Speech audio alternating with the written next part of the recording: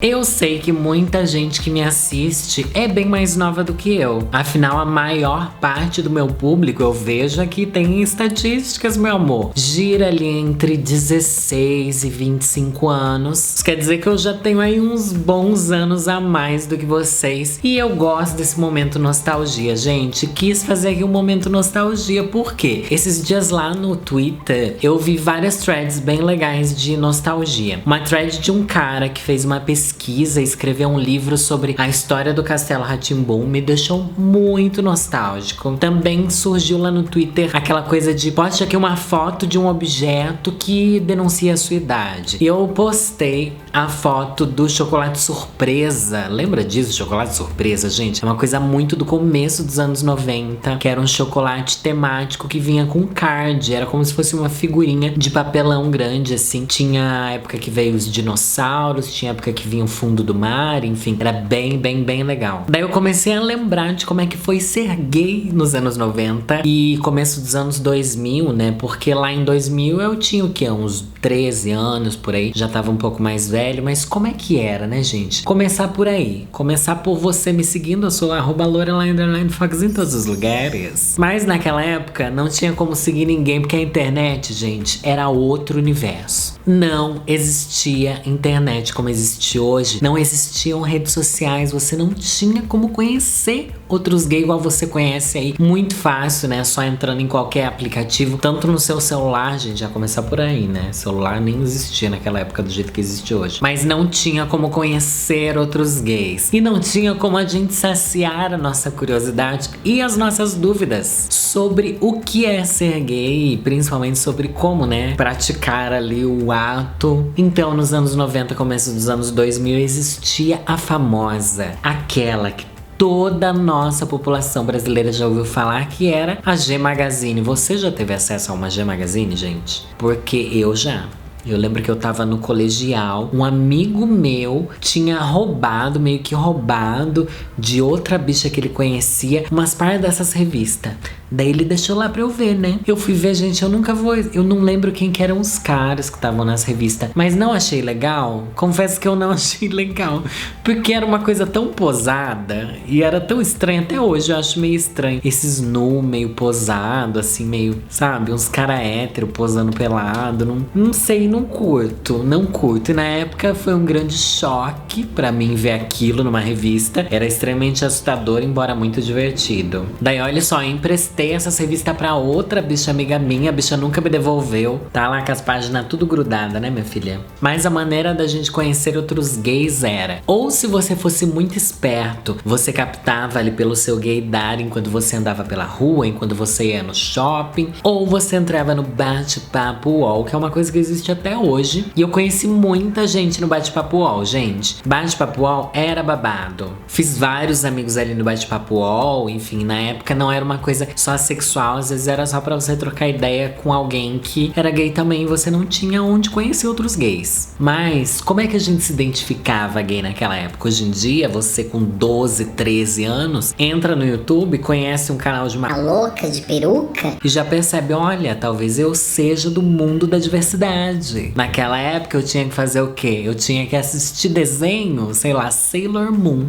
Eu percebia que eu era gay porque eu gostava de Sailor Moon e nenhum menino gostava. Peraí, isso daí é coisa de menina, sou gay, não sou gay, o que eu vou fazer agora? Você assistia Cavaleiros do Zodíaco, qual que era o personagem que você mais se identificava? O personagem afeminado, né? O personagem que usava roupas, armadura feminina, mesmo sendo um homem, que era o Shun. Então esses pequenos indícios de anos 90 ali na nossa vida já denunciavam e serviam pra gente perceber quem a gente era. Eu lembro que fez muito sucesso na minha época a primeira geração de Chiquititas ali, quando tinham os Chiquititos. Era assim o nome dos meninos? Não sei, os menininhos lá. Daí tinha os meninos que era bonitinho. Tinha os meninos que era bonitinho. A gente ficava assim, toda nervosa, porque se comprava uma revista vinha Chiquititas, mas vinha foto dos meninos também. Você ficava assim meio, que menino bonitinho. E eu lembro que eu não entendia por que eu achava os menininhos bonitinhos. Eu meio que não percebia que isso era gay. Eu só fui perceber quando eu fiquei apaixonado pelo Leonardo DiCaprio em Titanic. Essa é uma história que eu já contei aqui, é uma história antiga. Fiquei muito apaixonado por ele, enfim. Leonardo DiCaprio, um crush maravilhoso. Inclusive, a história dele dentro do Titanic é a típica história que eu, louca, completamente louca e querendo fugir da realidade, inventaria se eu estivesse lá no barco, sabe? Talvez existe essa teoria da conspiração, né? De que o Leonardo DiCaprio, o Jack, na verdade, não existiu e era tudo invenção da cabeça da Rose, que precisava de uma fuga. A Rose sou muito eu. A Rose sou muito eu e, né, apoio ela se ela teve essa fuga mesmo. Outra coisa de cultura pop que, ó, marcou muito foi as Spice Girls. As meninas amavam e só as bichas conseguiam gostar. E um pouco mais pra frente teve a Britney Spears, né, gente? Britney Spears foi um divisor de águas ali quando ela veio pro Rock in Rio aqui no Brasil. Sem contar que Sandy Júnior sempre foi o equivalente brasileiro a definir o que era pra menino e o que era pra menina. Os meninos sempre faziam bullying com outros meninos que gostavam de Sandy Júnior. Sempre faziam. Hoje em dia é bizarro, gente. Quem nasceu naquela época, por isso que existe esse choque cultural. Hoje em dia tá tudo bem você gostar da Lady Gaga, você não tá nem aí porque as pessoas pensam. Você com 15 anos, mas eu com 15 anos morria de medo das pessoas me julgarem porque eu gostava de Sandy Júnior, sabe? Por sorte, a televisão dos anos 90 proporcionava momentos incríveis pra criança viada, tá bom? Por quê? Porque era uma televisão, gente, anos 90 e começo dos anos 2000, parece que não existia limite. Parece que era tudo um mundo surreal, bizarramente pornográfico, sem ninguém perceber o quanto aquilo era pesado pras crianças. O maior exemplo é a banheira do Gugu, né? Todo mundo sempre gostou da banheira do Gugu, que era uma pegação deslavada, ou no caso muito bem lavada, né? De um monte de gente sem roupa dentro de uma banheira, né? Só de biquíni, de sunga. E pra gente que não tinha internet pra você ver um homem sem roupa, aquilo era o mais próximo do seu sonho, do que você podia atingir. Era aquilo, ou você chegar numa loja e ver lá as embalagens de cueca, que inclusive eu adoro ver até hoje, né? Que é sempre algo assim meio... será que eu ficarei bonito assim? Aí você vê que a indústria já tá plantando em você o que é um padrão de beleza, né? Os homens bonitos da embalagem de cueca, você vai comprar cueca pra tentar ficar bonito igual ele. Só que não funciona assim, gente. Já digo pra você que não funciona. Novelas da Rede Globo também era aquele momento que você tinha como extravasar seu desejo de ter namorados imaginários, mesmo quando você era criança e nem imaginava o quanto namorar é uma coisa horrível. Eu lembro que eu assistia Uga Uga e lá em casa eu acho que a gente tinha o CD da novela. Ou lá em casa a gente tinha, ou o Júlio César, meu amigo, tinha. Um de nós dois tinha o encarte desse CD. Na novela Uga Uga era um grande Tarzan. Tarzan sempre tá pelado, então esse cara ficava lá de sunga bem gostoso o tempo inteiro. Eu achava aquilo maravilhoso e ele tinha cabelos compridos. Sempre gostei de homem de cabelo comprido. Nessa mesma época também existia o paparazzo. Paparazzo era um lugar... Gente, é um submundo da internet que hoje em dia eu paro pra lembrar dessa lixaiada que a gente precisava chafurdar nesse lixo. E não era nem porque você queria ali bater um bolo, não. Era só porque você queria ver um homem que você não tinha onde ver. Um homem que você queria ver só pra ver um homem bonito. Você não tinha onde ver. Tinha que entrar lá no Paparazzo, que era um lugar onde atores da Globo faziam ensaios sensuais cafoníssimos, gente. Cafoníssimos. Os caras que saíam do BBB também iam direto pra esse Paparazzo fazer um ensaio lá. E era, nossa, era incrível e tal. Hoje em dia, é tão cafona quanto essas biscoiteiras de Twitter e de Instagram. É o mesmo nível de cafonagem. Um monte de gente, tudo igual.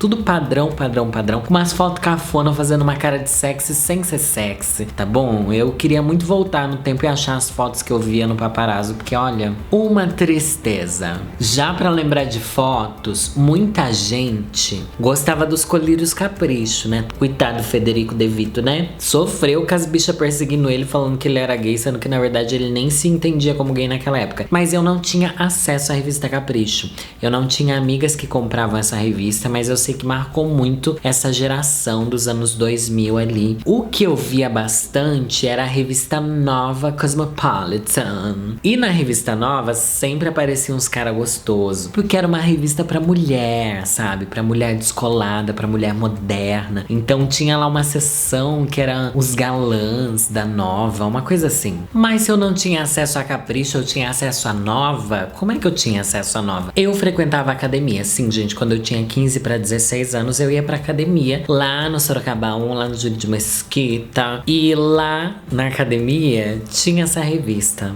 nova, que era uma academia que ia bastante mulher, enfim, eles deixavam essa revista lá e às vezes eles emprestavam. Eles emprestavam a revista pra mim, eu levava pra casa. Eu cortava essas páginas com os homens bonitos fora. Eu cortava, inclusive tem diários meus que tem esses machos recortados. Gente, era o que tinha pra você ver uma foto de um homem bonito. Não tinha como fazer de outro jeito. Ou então, você carregava as fotos da internet de algum ator que você procurava, que você gostava. E era muito difícil conseguir fotos. Começa por aí. Não tinha muita foto das coisas naquela época. Afinal, as pessoas não andavam com foto portátil no celular, né? Que qualquer um tira uma foto, qualquer coisa. Então, você tinha que descobrir atores, descobrir coisas pra você ficar com essa apaixonite. Eu lembro que eu fui apaixonado pelo ator Travis Fimmel. Ele era um modelo da Calvin Klein naquela época. Eu não sei como eu conheci esse cara na internet. Conheci, tipo, fiquei sabendo que ele existe. Daí eu comecei a baixar fotos dele e pedia pra um amigo meu imprimir as fotos desse cara pra eu poder recortar e pra eu poder colar na minha agenda, no meu diário. Eu lembro que na época, esse cara, ele também era cabeludo. Eu sempre gostei de cabeludo. Ele fez um seriado que fracassou, um seriado onde era tipo Tarzan. Mas hoje em dia ele tá naquele seriado Vikings. Mas ele é completamente diferente do que ele era naquela época. Agora, falando de publicações que marcaram muito, foi a revista Júnior. Além da G Magazine, que era uma revista assim, realmente, né, pornô, a Júnior era uma revista para o meio LGBT, sobre o meio LGBT. Então tinham ensaios sensuais, mas não eram explícitos, tinham matérias interessantes, era uma revista que tentou ali vingar, né? Eu acho que não durou muitos anos a revista Júnior, porque, gente, a vergonha de comprar uma revista. Hoje em dia vocês aí, Little Monster, não tem vergonha, tá até comprando jockstrap pela internet porque é cromática. Mas na nossa época não tinha como você entrar numa banca de revista e falar: quero aquela ali. Gente, é de morrer de vergonha. Morrer de vergonha. Então, eu acho que é por isso que a revista Júnior durou tão pouco. Eu tive algumas também, porque um outro amigo deu elas pra mim. E algumas eu comprei em sebo, depois quando eu era um pouco mais velho. Mas era uma revista legal, só que era muito mal diagramada. Era mal diagramada, assim. Se bem que toda revista nessa época era meio feia de ver, né? E uma coisa que não pode faltar na vida de qualquer adolescente anos 2000, anos 90 é Emanuele, né? As noites da Band. Um certo dia você tá lá viajando pelos canais à noite porque você não conseguiu dormir, de repente aparece lá uma pegação que nunca apareceu nada demais. Mas era também o pouco que você podia assistir, o pouco que você podia ver, pra alimentar suas esperanças de que talvez você conseguisse um dia pegar um boy daquele. Você pegou? Não pegou? Você queria? Queria. Que até hoje, né, minha filha? Mas dentro dessa representatividade da televisão, eu acho que o mais próximo de programas legais que a gente teve foi o Beija-Sapo, que tinha lá, teve o beijo gay no Beija-Sapo, que foi assim um divisor de águas na televisão brasileira. Teve também aquele Fica Comigo, era Fica Comigo o nome? Era alguma coisa assim, gente, que eu não vou lembrar direito. Mas nesses programas, como a MTV era sempre mais moderna e tudo lá era mais descolado, enfim, a MTV trouxe esse biscoito pra gente. Deu essa alegria pra gente que era novinha. Então agora você, minha filha, que tem 15 anos agora, que é uma gay de 20 e poucos anos, valorize a liberdade que você tem. Porque a liberdade que vocês têm hoje em dia, gente, a gente nunca pensou que a gente fosse ter alguma vez na vida. Porque era sofrido ver um homem sem roupa. Ou pior, era mais sofrido ainda saber que existiam outros gays iguais a gente. E quando você tava lá assistindo televisão e tinham filmes de drag queens igual Para o Foi Obrigado por Tudo de Julie Moore, ou Priscila, Rainha do Deserto, ou qualquer filme, ou mesmo personagens da Praça Nossa, do Zorra Total, você ficava constrangido quando eles apareciam na televisão, muito diferente de como você vê hoje. Hoje vocês veem tudo com uma normalidade tão grande, com uma